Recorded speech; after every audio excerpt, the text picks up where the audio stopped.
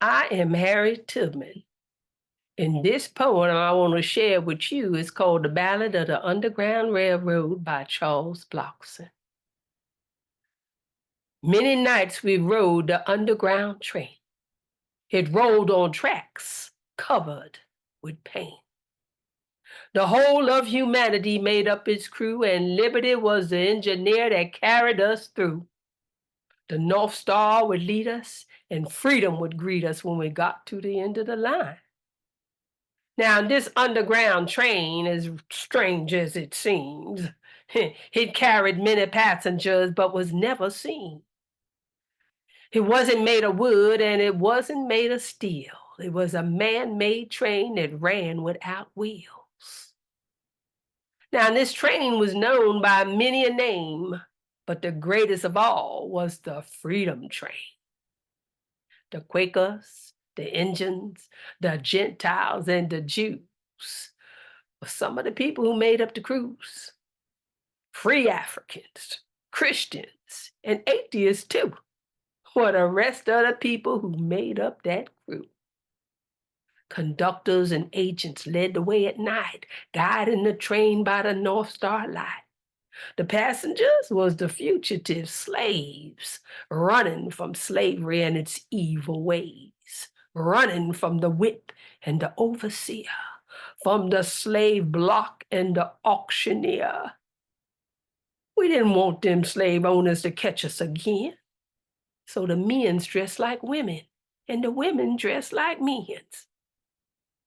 We hid in churches, cellars, and barns, waiting to hear that train's alarm. Sleeping by day and traveling by night was the best way we knew to keep out of sight. We waited in the waters so to hide our scent, the food and bloodhounds them slave owners sent. Now, riding this train broke the laws of the land, but the laws of God are higher than man's. When Israel was in Egypt land, suffering, suffering, suffering, oppressed so long they could not stand, suffering, suffering, suffering.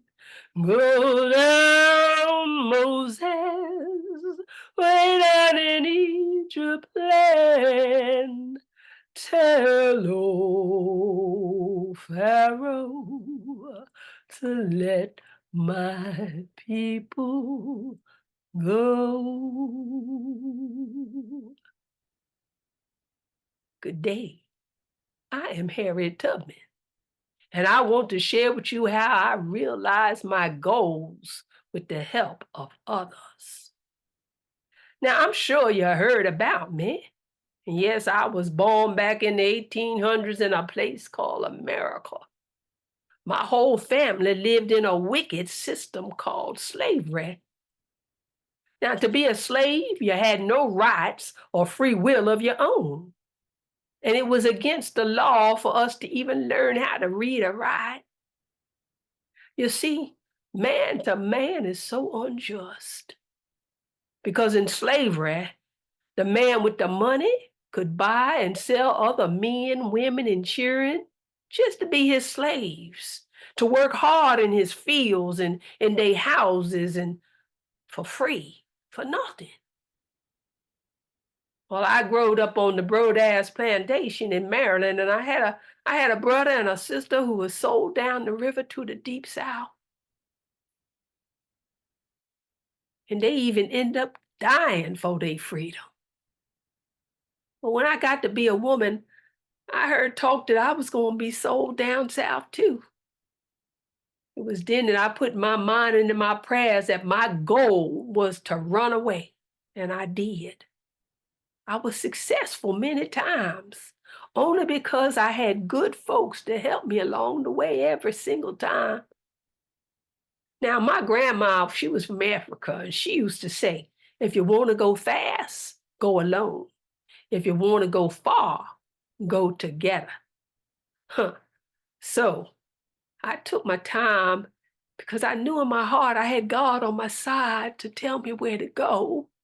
That's right, God. I talked to him all the time inside my head. And I talked to him just like he was a friend of mine, just like I'm talking to you right now.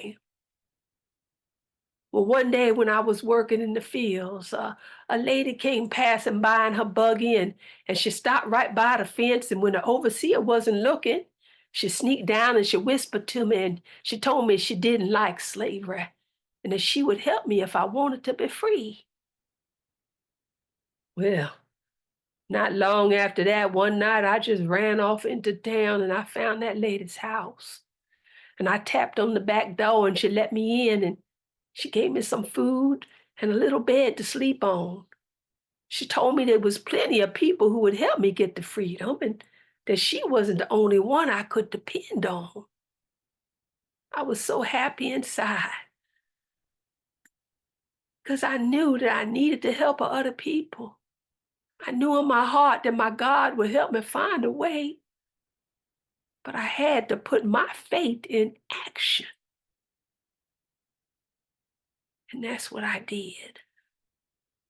I always listened and followed the advice of the folks who knew the roads and the ways I could find the right people who would help me get to the next stations.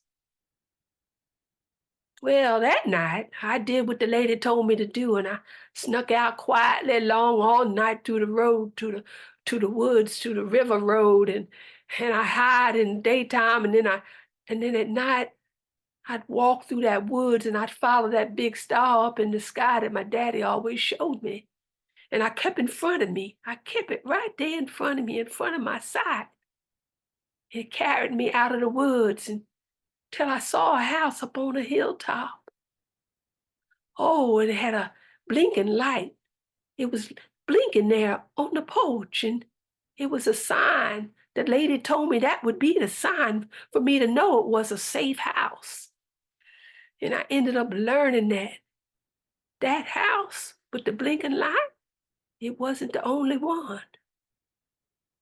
Later on, as I went back many more times to help other people get their freedoms, it was a long road to travel on what they call the Underground Railroad, all the way up to Canada, and with the help of other folks who guided and protected us. Thomas Garrett was a Quaker shoemaker in Delaware, and he helped me get all the way through all the time. He even went to jail for helping me, and many more runaways. And in Philadelphia, I met up with Brother William Steels, and he helped me get work in the hotels, cleaning. And from Philadelphia, I would go back to Maryland many times. And I got many more folks out of the horrors of that slavery. Before the surrender, I helped my mama and my daddy and all the rest of my brothers and sisters and plenty of friends and even strangers get free. But the only ones who knew that they were slaves and would work together with me to realize our goal, to get free. Another goal I had was to tell my story. So I told my story to a lady named Sarah Bradford, and she wrote it down for me and she put it in a book, and we sold it for money. It's still selling today. And today, like right now in your day, you got a lady named Ava DuVernay. And she got plenty of awards for telling stories about her peoples. And she said, if your dreams are just about you, then your dreams are way too small. So you gotta dream big, think positive, and work together with other people for the good of everybody.